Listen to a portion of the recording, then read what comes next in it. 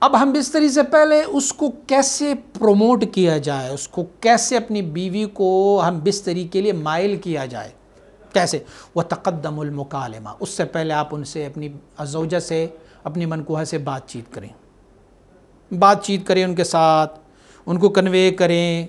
وَالْمُلَاعِبَةِ، ان کے ساتھ کھیلیں، لعب کریں، کھیلیں۔ وَالْقُبْلَةِ، انہیں بوسہ دے اور کس کریں۔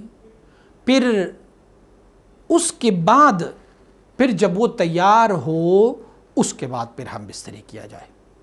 دیلمی نے اپنی مسند الفردوس میں حضرت انس رضی اللہ تعالیٰ عنہ سے روایت نقل کی ہے، فرمایا لا یقعن احدکم علی امرأتہ کما یقع البہیمہ، فرمایا اپنی بیوی پر ایسے مت چھڑو جیسے کہ چوپائے، نہ بات چیت، نہ کوئی آپ نے کوئی گراؤنڈ بنایا ہے، نہ کچھ اور یکدم آپ ایسے نہ چڑھو۔ وَلْيَكُنْ بَيْنَهُمَا رَسُولٌ، دونوں کے درمیان ایک رسول ہونا چاہیے، ایک پیغام ہونا چاہیے، پیغام رساں ہونا چاہیے۔